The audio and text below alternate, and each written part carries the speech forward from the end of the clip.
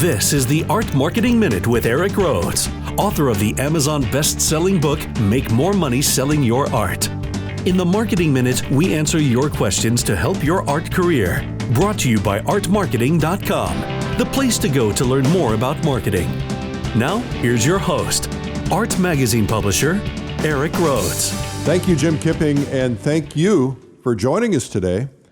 I am here. My goal is to eliminate the idea of the starving artist. So let's get right to today's questions. Here's one from Russell Martinez in Boise City, Idaho, who says, what's the best way to approach a former buyer about buying a new painting? Well, first off, Russell, it's a great question, and it's an important question. You see, we are all always focusing on how we get more new business, but the reality is that most businesses make most of their money on repeat business. And so if you can figure out a strategy to get repeat business, that's important. I teach that in a lot of my art marketing boot camp video series, and I also teach it in my book. But the idea is that you want to find ways to engage people to buy more in the future. Now, there's a couple of things. First off, I have two answers. The first is to understand that the very best time to sell someone a second painting is when they're buying the first one. Think of McDonald's, and they always say, well, do you want fries with that? They suggest something. The theory is that people buy more during the peak of enthusiasm if they are already on a dopamine high, because dopamine is triggered when you're buying things. All kinds of research about that. People like to buy more. That's why they put all this stuff at the checkout counter at the grocery store, because they're buying stuff that they want to buy more stuff. And it doesn't seem practical, but it works.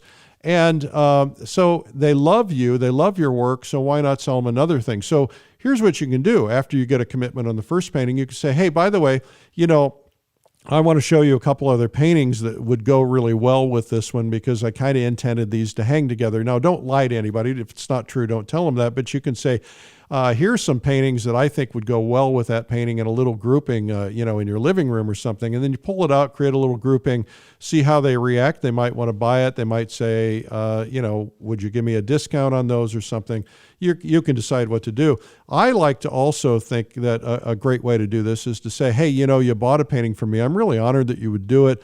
I make my living as an artist, and it's nice to find people like you who are willing to buy. I'd love to reward you by giving you a 10% or 20% off on any of the other paintings if you buy them today. And if you buy a whole bunch of them, I might give you a really special discount.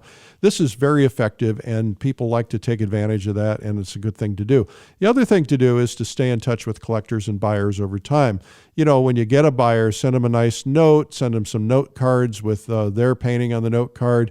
Stay in front of them, touch base by email or mail. Don't become a pest, but stay in touch, because, even though I've bought paintings, sometimes I don't remember the names of the artists. That's not so much true anymore, but when I first started doing it, it was true.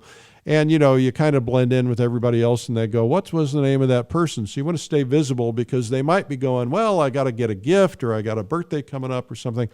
So I created a whole program called Art Marketing in a Box, which was designed to re-engage buyers and also to get local buyers and collectors more engaged, and works really effectively. We had one artist who bought it, and they doubled their sales in the first year using this strategy.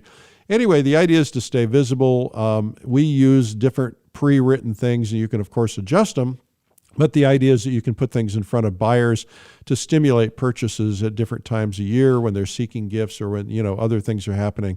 And it's just nice to stay in front of them. The more you stay in front of them, the more they will eventually buy. It's just proven science. I was talking about science earlier. Don't be afraid to ask, too. If they love your work, they probably would love more. And you say, I'd love to see a couple more paintings go out the door with you today. Is there anything we can do to make that happen? And let them say, yeah, maybe if you did this, or maybe if you did that. Don't be afraid to ask. And also, the other thing we all make a mistake of is don't assume that somebody does not have money, because they might have money. They might have a lot of money. You never know what they've got. And so just go ahead, and it never hurts to ask. If you don't ask, you won't get, right? Now, here's a question from Amanda Lewis in Lawrenceburg, Indiana. Amanda says, I make an annual donation from my art to a nonprofit. Can or should I use that as a marketing point? And I would say, Amanda, absolutely yes. Here's what I like to do, and I love to donate paintings to auctions and to silent auctions. And I don't care if it's costing me a painting, and sometimes I'll do a really big one. And why? Well, because it's a great marketing opportunity. And don't look at it as how much this is costing you. Say, well, if I give them a $2,000 painting, can I get $2,000 or $4,000 worth of marketing value out of this? Think about this. Most art marketing situations, art marketing, where am I going with that? Most of these nonprofit situations where they're doing an auction or something, a charity auction, they're tending to attract local people who have money. Not always, but oftentimes.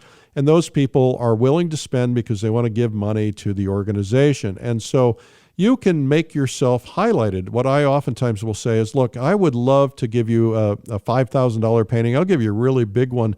But in return for that, here's what I want. I would like to be the featured. I'd like my image of my painting, maybe even my picture with my painting.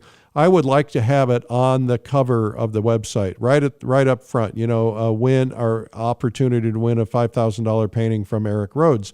Now, the other thing you want to be on their postcard. You want to be on their emails. You want to be on everything. And so you're getting that. The second thing I like is I want an introduction at the event before my thing is auctioned off. And that way they stand, here's Eric. And that way, at the cocktail party, I get to meet people and they have something in common. They can talk to me about, oh, I loved your art. And then I can collect business cards.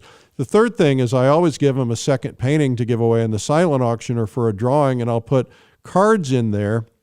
I'll put a thing in there to put your card in to win, and that way I get the names and draw it. Now, another thing I oftentimes will do, this is sometimes effective, sometimes not, is I will actually suggest to them that I'd be willing to do a little bit more for them in exchange for the names. In that, or would they do an email blast on my behalf? Here's a beautiful painting from this artist. He donated it to us, and we want to make you aware of his work and his website, that kind of a thing. So anyway, it's a great question, and it's something you should do and look for an opportunity to use in your marketing. Well, this has been the Art Marketing Minute with me, Eric Rhodes.